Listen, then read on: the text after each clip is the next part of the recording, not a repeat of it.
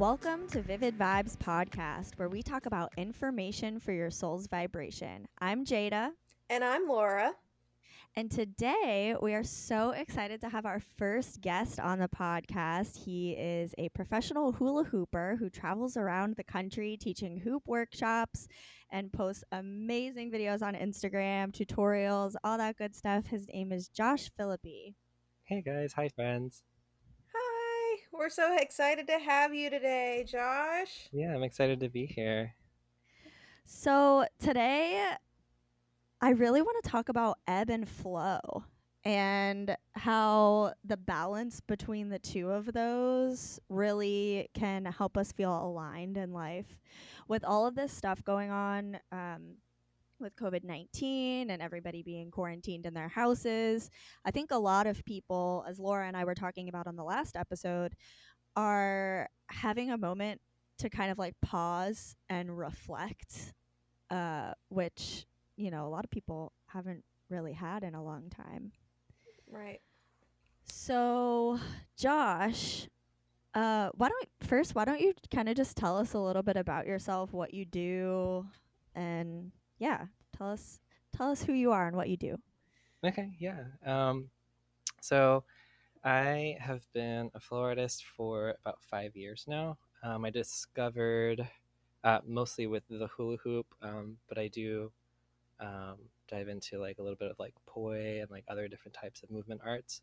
But the hula hoop, especially, I gravitated towards because it was kind of like if you think about a hula hoop, it's kind of like um, it's kind of thought of as like a child's toy. Like most people have hula hooped when they were younger, or remember using the hula hoop like around your waist. And over the years, it's kind of like developed into this huge community of people that have discovered all these different possibilities with the hula hoop. You can literally hoop on any part of your body. There's all kinds of different tricks and different movements that have kind of been discovered and kind of built upon over the years to create this like beautiful art form. And I kind of discovered it through a couple of friends when I was not doing so well in college. I was kind of falling out of um, my mental health in a way, and the hula hoop kind of saved me in a lot of ways. When I discovered flow and the flow state, um, it kind of brought me out of this really deep depression. Um, so yeah, That's and beautiful to hear. yeah, over the years, it's kind of rewarded me with a lot of different opportunities. Like you mentioned, like I teach around the country and interact with this online community of other hula hoopers that are of all different skill levels, and it's been a really beautiful experience. Very nice. Very nice. And I remember, like you just mentioned, how a lot of people have that perspective of only hula hooping when they were a kid, right? And when I was in my early 20s, having one of my first real jobs, I had a friend of mine, a coworker, who she came out into the parking lot after we ended our shift one night and took a hula hoop, a weighted hula hoop, out of her car and started hooping in Mhm. the parking lot. And that was like kind of like mind blowing to me. I'm like, what is going on here? Yeah, like But it what a was, random way to like feel better yeah, after work. yeah, but it was absolutely beautiful what she could do. And it was mind blowing at the same time because I'm like looking like, I can't do that. Yeah, yeah, it really takes it kind of takes that concept from when you were a child and like satisfies that inner child. Or I feel like, it gives me like I feel like I lost a lot of my imagination as I grew up, and something about the hula hoop just brings me back to this like primal like thing, this like circle, you know? I like that. I like that Totally. comparison. Yeah. Yeah. I totally feel that. Like, I actually am a hooper too, and that's how Josh and I met. Actually, was at this place called the Blueberry Patch, Yeah. and him and our friend Lacey were hula hooping, and I've made so many friends through hula hooping. Literally, like, you'll be at an event and you'll just see someone with a hula hoop and just walk up and be like, "Hey, I'm a hooper too," and then you have a friend. Like, Yeah. it's so cool how you can connect And with like different who would people. have thought that like we'd all be into the hula hoop at our age and like this time that we live in. It's like Right? Well, you guys are expanding on it. Again, a lot of people might think hula hooping. Yeah, you're right with thinking of just hooping it around your waist. But when you right. actually see somebody that knows what they're doing and how they can expand on that and do so much more, it becomes acrobatic. It becomes this art form. And that is just, again, I'm still no good at hooping personally, but I love just watching it. It's so entrancing. It's like wow, like Yeah, it's yeah, crazy. no, it is crazy. When I started, I was saying the same kind of things that you're saying now. I'm like, oh, it's beautiful. I love watching it, but I could never do that. Um, and we all start somewhere. We were all children at it at first. Yeah, you're right. You're right. Practice makes perfect, I guess, at any level, really. You got to start somewhere. Yeah. So, what might be something our audience members say they are totally unaware that hula hooping can be this artistic expression? Um, are there any like novice resources you could recommend? Yeah. So if you've never seen kind of what we're talking about, you can definitely, there's a Facebook group called Infinite Circles. It's literally like the largest Facebook group of hula hoopers, and they all post videos, all different types of hooping. Um, there's a lot of different hashtags on Instagram. You could also search hooping, hoop dance, movement meditation, things like that, where hoopers all around the world use those hashtags. So that's where I would Cool. start, just to like kind of get your brain going with like what is this like. Right, yeah, because I just think like if you don't know where to go, like you gotta you got to try to expand what you can do right now. And I love that there's the online resources, especially while so many people are stuck at home right now. You know what? Just start getting into it, even if it is just through uh, all these online forums, and go from there and branch Yeah, off and expand. especially now since all of the events and music festivals and places where you would actually see a hula hoop are like canceled and you're not able to like see it in person. It's definitely like a good time to like explore a little bit online and find the different flow arts on there. Right. I hope that there's a bunch of videos or live content that's posted.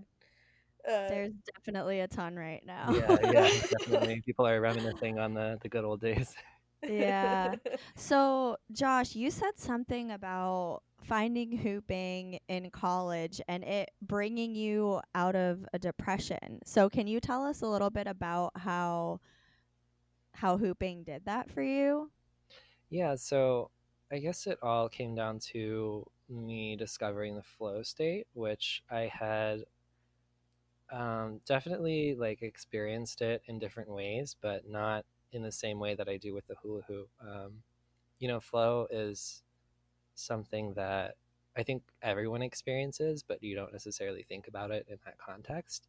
Like flow can be, to me, flow is this like stream of consciousness. It's like this like uh, form of like awareness meets action. It's like this meditative state that you reach when you've like intensely concentrated on something and been in like the complete present moment with anything. So that could be like if you're um, like say you're a waitress and you get into the groove of like doing your thing, you're like ringing people up, you're like counting cash, you're like walking to the tables, and you get into this like really intense concentration that's like intrinsically satisfying and rewarding, to the point where like time feels like it's like flying by and like you don't even know what's happened to the time. Like they say like time flies when you're having fun. Well, time flies when you're having flow also. Yes. Um, yeah. but yeah, it's at some point you kind of reach this state where you've lost like your reflective self consciousness. Like you are so lost in this stream of like creating or moving or whatever the action is that you forget about yourself. Like you forget, um, you like stop worrying about what you look like, or like you're just like solely focused on what it feels like. Um, And I think that's something really beautiful that a lot of people have difficulty finding that flow state, or they like only have certain activities like work to experience it. Like if you experience that feeling at work, like you're like, oh, this is awesome, like I'm in the groove, the time is going by really fast, like but now that everyone's out of work, it's like people are kind of losing that side of things. And I think now is as good a time as any to like find the hula hoop or poi or any kind of flow art, because it kind of takes you back to that super mindful state where you're able to like fully devote your concentration to like one thing, you know? Right. Totally. Even like dancing. Like, of course, I think flow arts are a beautiful way to get into that flow state. Hooping, poi, all that good stuff, Mm. staff. For those of you who don't know what flow arts is basically just dancing with a prop. And there are several different props. You can use a hula hoop, you can use poi, you can use fans, you can use a staff. There's so many different props that you can use. And where Josh and Laura and I live in the St. Pete, Florida area, there's actually a ton of places to meet up and flow with other people. But while people are at home, if they don't have access to these things, even just moving your body and dancing is a beautiful way to get into a flow state, because when was the last time you put music on and just like flung your arms around? Yeah. Right. And I think we talked about that a little bit before, about how that's being present with yourself. That's allowing yourself to be in the moment. And I think it's very reflective. Like, as you're saying, when you get into that flow, you're now time time goes away because you aren't worrying about the past or the future. You're in the moment, just feeling it. Yes. And that's something I think everybody needs to get in tune with a little bit more and more. Yeah, and it's really that's really like the basis of flow arts is dance, right? It's like um I personally didn't know um, necessarily how to dance at all when I first started um, with the hula hoop. But as I kind of found flow with the hula hoop, I was able to like be in tune with my body and find dance within my body, you know? Yeah, totally.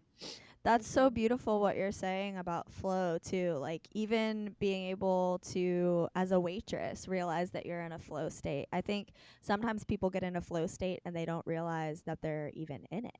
Yeah. Hmm. Oh It's yeah, like some I people, remember being like that at my old jobs. You just go through it and you're serving customer after customer, and then like before you know it, your shift's done. Like, oh, that yeah. wasn't so bad. It was And bad at some times, people but see that, some people see that as like productivity, or they see it, you know, they use a different word to kind of describe it. Um, right. but it's all the same as long as it's something that's like intrinsically motivating for you and satisfying to you in whatever way. Like that's flow, you know. I think some people would see that as productivity. Flow totally can be productivity. Hmm. But I think the difference between flowing and forcing is the Mm. key here, Hmm. because when you're in a state of flow, it feels good. It feels like I am moving in a way that feels good. I am getting things done in a way that makes sense. I like, Yeah. maybe the difference between flowing and forcing might be like okay, for me, for example, I really feel a strong calling right now during this time to create content that gives people a sense of peace. And for a second, I was kind of forcing myself, like, okay, I have to make a video today. And then yesterday I realized, like, after everything, Laura, that you and I talked about on the last episode about COVID-19, I realized, like, oh shit, like this time is happening as a reminder for us to slow down. Hmm. And I just needed a day to just chill. So I did Yeah. a cacao ceremony in the morning, and I set the intention to be fearless and play, like the Wookie Foot song. And so I just drank my little cacao and decided I was going to be fearless and play that day. And I stayed off of Instagram for most of the day, except for to respond to a couple of messages. And it was so nice to just give myself that freedom and feel no guilt around it. Just let myself do whatever I wanted. And I ended up painting my kitchen, which was not, in the plans. It was something that I knew I needed to do, but I was kind of just like, well, I'm not on Instagram. Maybe I'll paint my kitchen. And I still ended up being in that flow, but I took enough time to ebb yesterday to kind of let those waves wash back into the ocean for long enough that today when I woke up, I was in flow immediately. Like, I woke up, I made my tea, I taught a virtual yoga class, and right after that, I made 2 videos without even thinking about it. I literally just took out my or I like set up my phone and made 2 videos. Didn't even think about it. It didn't feel like effort because it was in flow. It wasn't forced. Yeah, Right. yeah, no, that's a good point to bring up because I feel like, you know, with flow, you're not just gonna wake up and feel it necessarily. Like you have to prepare yourself mentally to um, to find that state of mind sometimes. Like I know personally, like if I'm kind of like just got off of work and I have like a lot on my mind, like it's not necessarily just I'm not gonna pick up the hula hoop and just like be able to dance as freely or as effortlessly as if I, took some time for myself and like meditated beforehand. Um, Yeah. it doesn't translate the same. No. And I think I always look at what are we doing in the moment or not doing in the moment that's reflecting back maybe subconscious resistance. Usually there's the self-preservation mechanism in the subconscious mind, and that's usually more pertaining to emotional preservation. So sometimes if we're not feeling it, what are we meant to reflect on that we are resisting? So it's like Jada said, instead of forcing something to happen rather than just getting into the flow with it, that force is some level of resistance. Right. So maybe when an individual is stressed out or just finding that um, they have high anxiety, flow arts would be a wonderful tool for them to get into to ease that. But at the same time, what are they trying to escape from if it's not the right moment for them to get into it? Like if they're not in the right state of mind, maybe there is something on a deeper level that they have to reflect on in order to release that resistance. And maybe that simply is like, again, the example Jada gave about like not forcing yourself to do work, but to give yourself that downtime. There's an inner need within you to have stillness. If we're resisting that stillness, sometimes then we can't get into the flow of things like we need to. Right, right. A lot of like finding flow, I feel like is, or being able to achieve that state sometimes is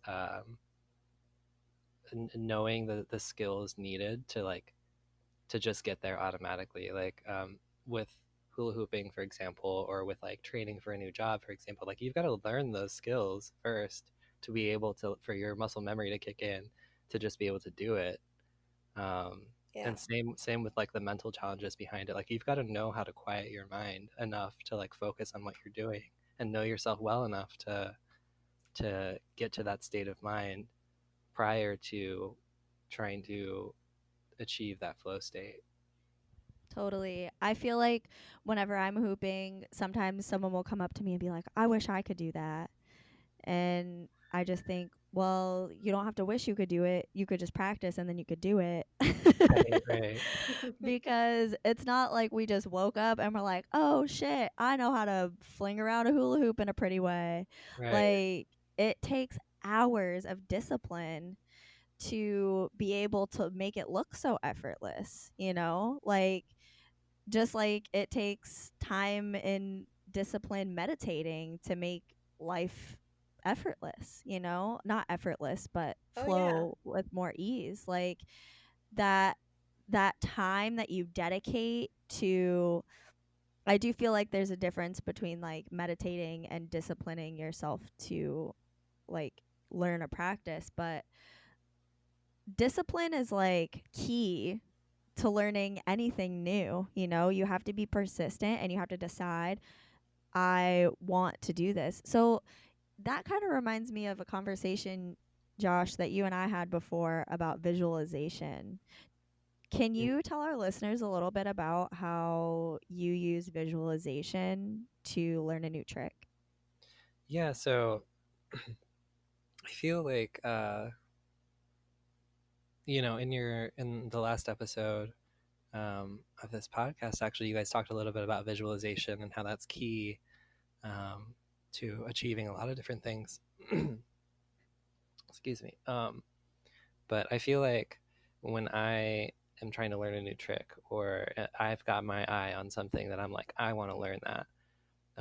90% of me learning that trick is just sitting down and closing my eyes and visualizing it going perfectly the first time or every time. And then, if I'm able to visualize every detail of how that hoop feels in my hand as I'm doing it, how it feels rolling across my body as I do that particular trick, um, like 9 times out of 10, I'm able to get it in the first 1 to 3 tries just from me sitting and visualizing it in that kind of depth.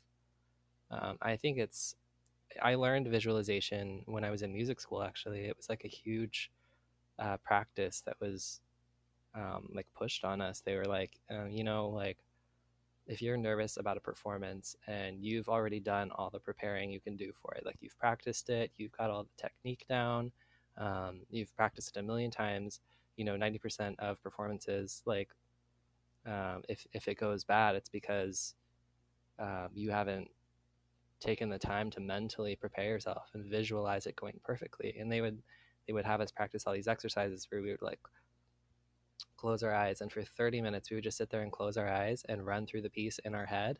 Imagine the audience staring at you, imagine what your fingers feel like, imagine them sweating, imagine like um, maybe your accompanist gets a little bit out of sync with you, and imagine you just pulling it back together, and just imagine all the things that could go wrong and how you could just fix it right in the moment.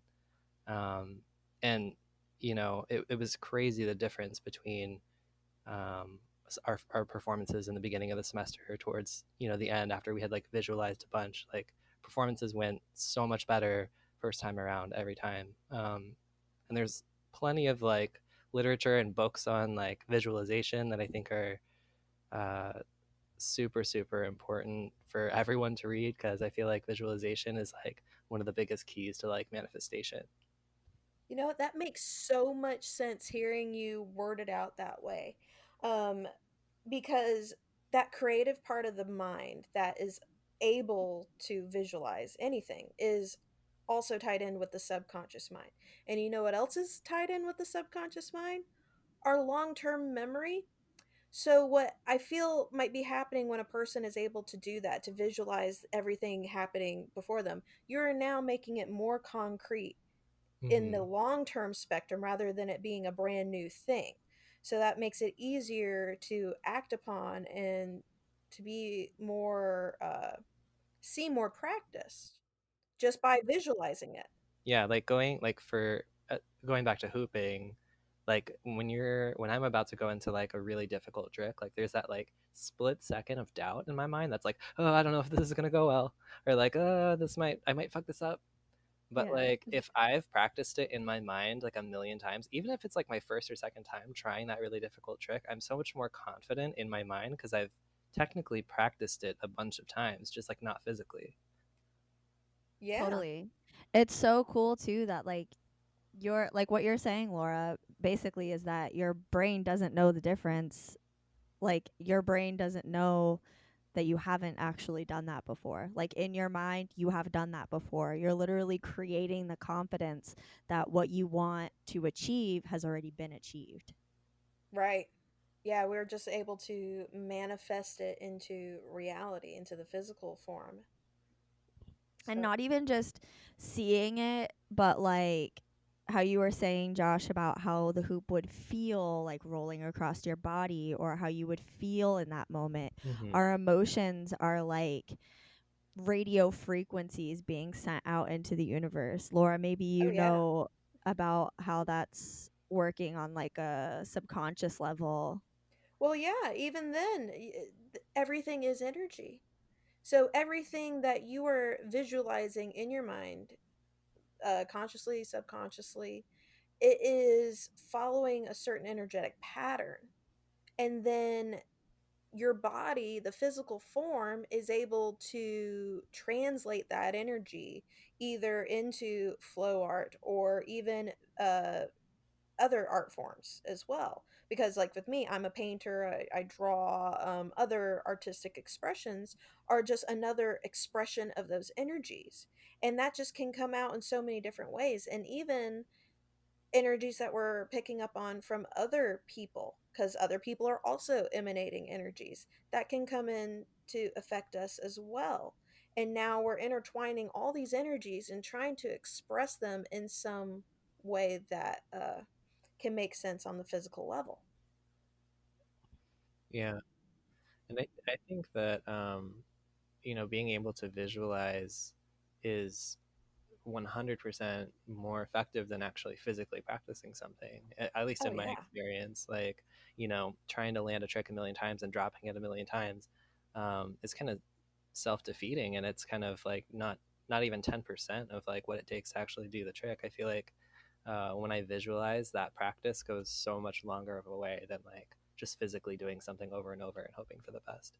Oh yeah, you know what just came to mind about that? It's like when you're reading a book or something out of a text and you kind of have a moment where the first time you read the line, you didn't even absorb it and you have to Right. read it over and over again. And sometimes it's not till you're actually like letting it play out in your mind, like the words are no longer in front of you, but they're in your head, that you're reading it from your mind's eye rather than what's in front of you before it can actually get what the text is trying to tell you.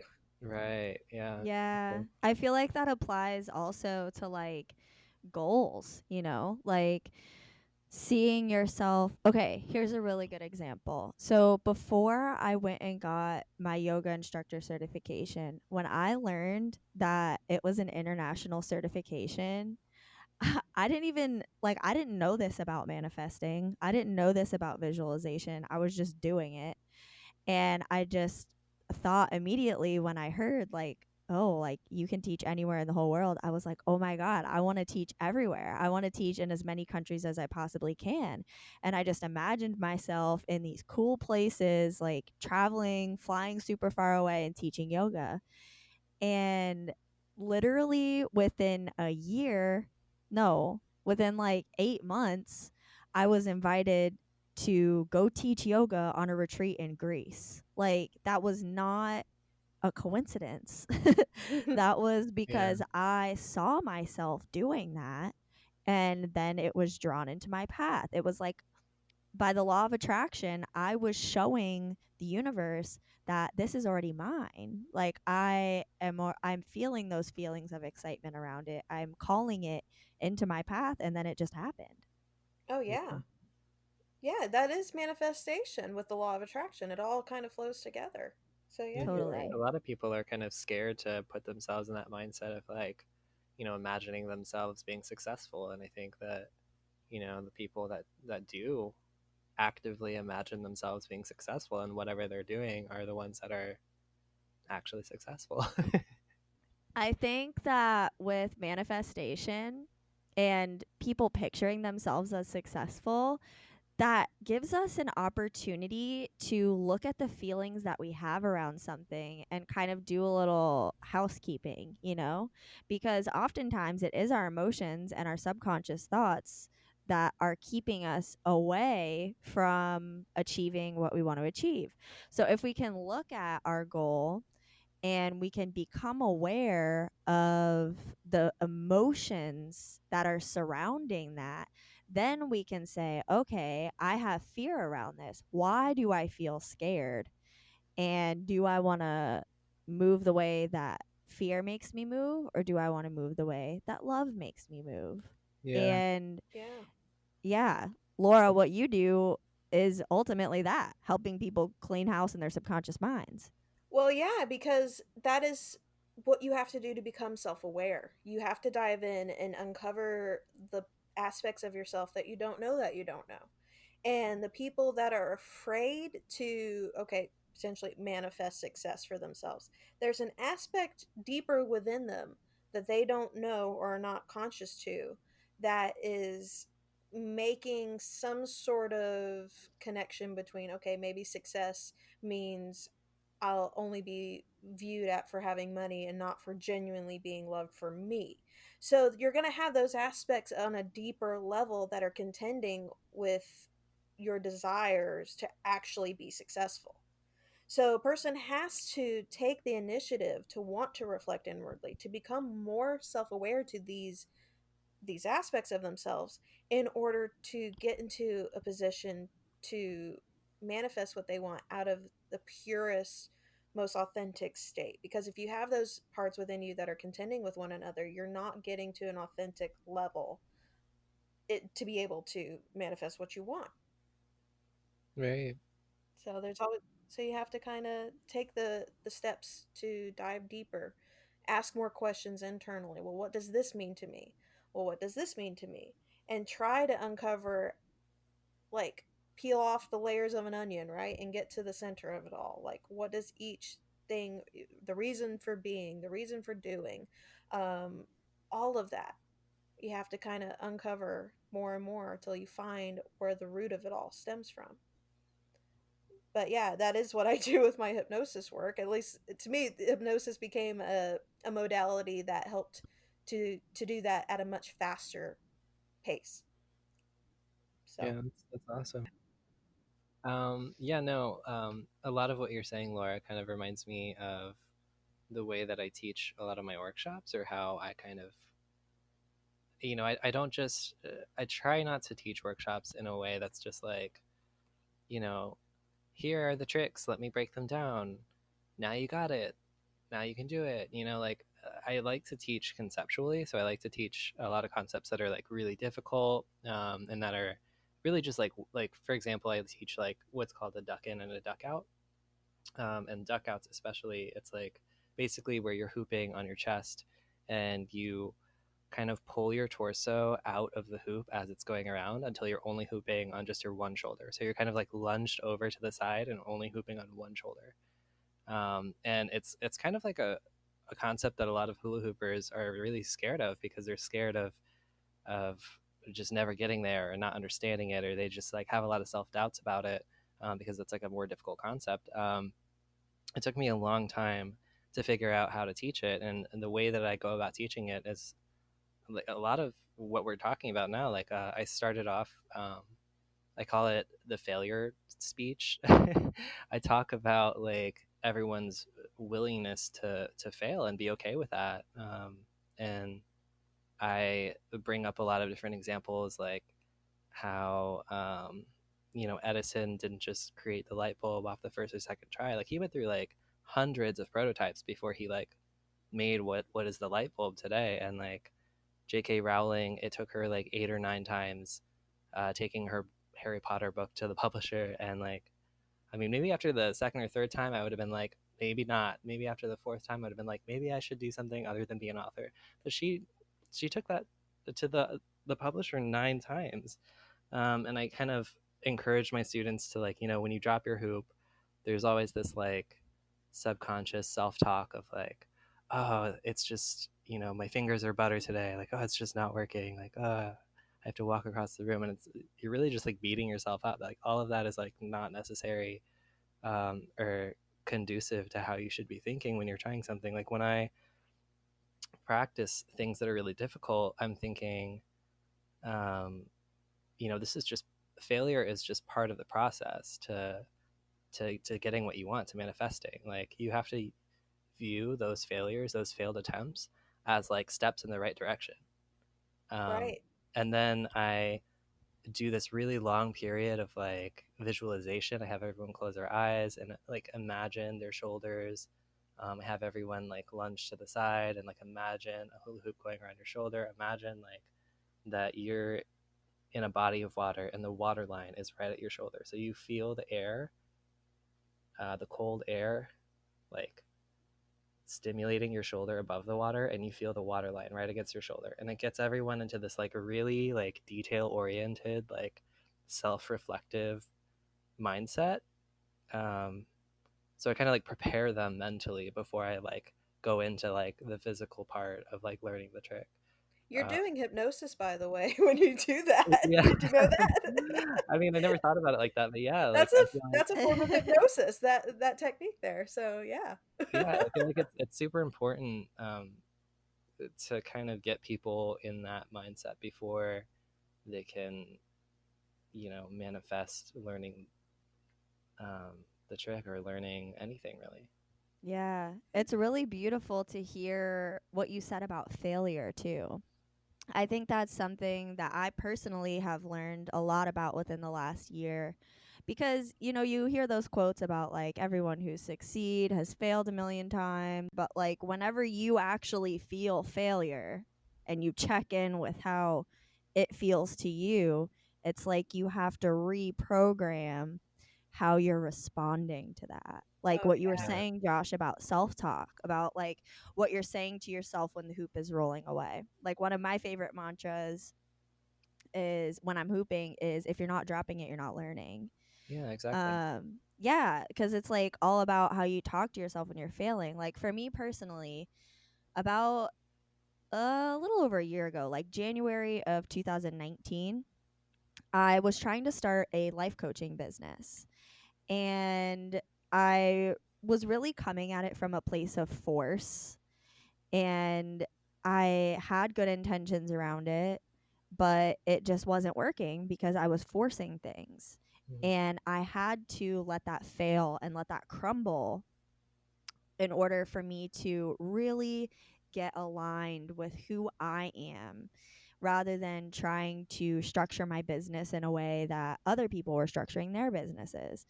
I needed to take a moment and step back and say, okay, how can I serve? And if I wouldn't have experienced that failure, I wouldn't be teaching the way I am now. And I know that I'm impacting more people now, more effectively now, Yeah. because I experienced that failure. So it like Yeah.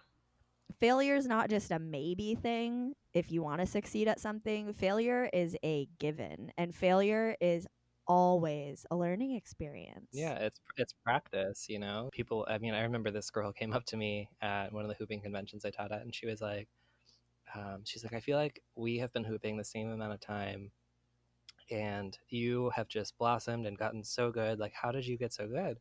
And I told her, I thought about it for a second, and I was like, I think the only difference is I have probably dropped my hoop like 100 times more than you, because she is the kind of hooper that is very like safe and like only does the things in her muscle memory that is very safe to her and feels good to her.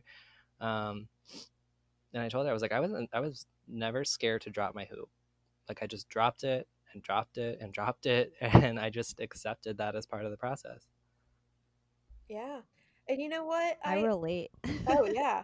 When I do my tarot readings for people, I more often than not people come to me with relationship questions that they're wanting to address, and a common thing is very much in the same way with that. It's that if a relationship fails, that does not mean you have failed. It does not mean, and this applies to anything that we put our minds to. Failure is not a real concept, it's just relative. It's showing us something to become more aware of, to know exactly what we don't want, or to become aware of something exactly that we do want, which also ties into us becoming more and more self aware to be authentic rather than just doing something because someone tells us to do this or because it's right by someone else. There's no such, there's not a real meaning for failure. It is just something that is guiding us in a new direction, in an alternate direction. If this doesn't work out, you know what? What else do you need to be seeing? What else do you need to be adapting to or trying to just have happen for you? Yeah. Sometimes what we want is not always what we need. Yeah, I So think, failure can be so important for that. yeah, failure is basically, the way I see it, is like it's like an intrinsic motivator. Yeah, I feel like a lot of people with flow, and you'll see it if you go in the Infinite Circles community on Facebook. If you check it out, after a lot of people who are just now finding the hula hoop, or whatever flow art it is, they'll be like, I feel like I'm just not getting it. Like I'm not feeling this this flow state that you guys are talking about, and um, I just and people in the comments will just be like, well, you just gotta get to a place where it feels good for you, and once you get to that place, you'll be able to feel it. And a lot of people kind of are motivated by these extrinsic things. They're motivated by like I want to be a famous hula hooper, or like I want to learn all these cool tricks so that everyone thinks I'm cool. And I feel like that's all great, but like that's not, you're never gonna feel that flow state with those things in mind. Like you've got to do something because it feels good to you. Yeah. Yes. That totally comes back to like getting into your why. Like, Right. remember, Laura, we were talking about that 7 levels deep exercise? Yeah. So, this is a great place to use that exercise as well. Asking yourself, why do I want to be a good flow artist? And then when you have that answer, asking, why do I want that? And then going 7 levels deep, asking questions 7 times gets you out of your head and into your heart. And I think maybe someone who started off with maybe their second answer or their answer to why do I want to be a great hula hooper, maybe if their answer was, I want people to think I'm cool, maybe when they got down into their heart center, it would be something like, realizing that they needed that validation from other people because they weren't giving it to themselves. Yeah. Yeah. But if they wanted to be an awesome hula hooper because they wanted to experience that state of flow, maybe their last answer would be something like, I just want to, express myself freely, or I just want to become my soul's highest evolvement, or I want to inspire others, something Yeah. more heart centered rather than egoic. Yeah. You could go completely from something like materialistic, like, well, I want to be a performer, all the way down to like, I want to know how to make myself feel good on any given day with something like the circle. Right. Totally. By the time this episode is published, there will be a worksheet in the Vivid Vibes podcast group where you guys can practice 7 levels deep on your own, preferably with another person. But yeah, so that's Vivid Vibes Tribe on Facebook is our Facebook group. So I have one more question for you, Josh. And that is, what do you do? Like, what are some ways besides sitting in visualization? What are some ways that you practice ebb? And by ebb, I mean like slowing down, relaxing, reflecting, just chilling. What are some ways that you like to practice ebb? I definitely like to meditate, and not just in like the traditional way. Like I definitely like to um, when I was in college, I took this class where all we did was lay on the floor and feel different parts of our body. And I still do that every day to this day. Like before I go to bed, I'll lay in my bed, and it's kind of my way of getting me to fall asleep almost. Like I will visualize like how my left foot feels laying on the bed, like how much space is there between, you know, my ankle and the floor. How many fingers could I fit in between that space? Same goes for my knee and the bed. Like how many fingers could I fit in there? And then I imagine just like in detail how each part of my body is doing that day, and how my left side compares to my right side. And it's almost similar to like to yoga or just body awareness in general. I'm huge into body awareness and just like knowing where your body is on any given day, and that definitely helps prepare me for mentally for things like hula hooping and just getting into that flow state. Cool. Yeah, I feel like practicing mindfulness throughout your body is like a great way to get in touch with your body. Mm-hmm. But cool. Well, thank you so much, Josh, for talking Yes. to us Thank you, Josh. Yeah, of course. and Thank you for being our having me. first guest. Yay. Where can people find you? So on Instagram, I'm TechSwan. And then on Facebook, you can search my name. It's Josh Philippi, and then performance art. And I have a performance art page on there. Cool beans. Well, thank you again, Josh. Yeah, Yes, thank you thank guys for you. having me. Absolutely. So, guys, if you enjoyed this episode, please pop over to the iTunes store or Apple Podcasts and write us a review. We would love that so much. Josh will actually be posting a video for us in the Vivid Vibes Tribe Facebook group if you'd like to check out what hooping is and what it looks like and all that good stuff. So, thank you so much, guys. Have a great day. Namaste. Namaste. Stay.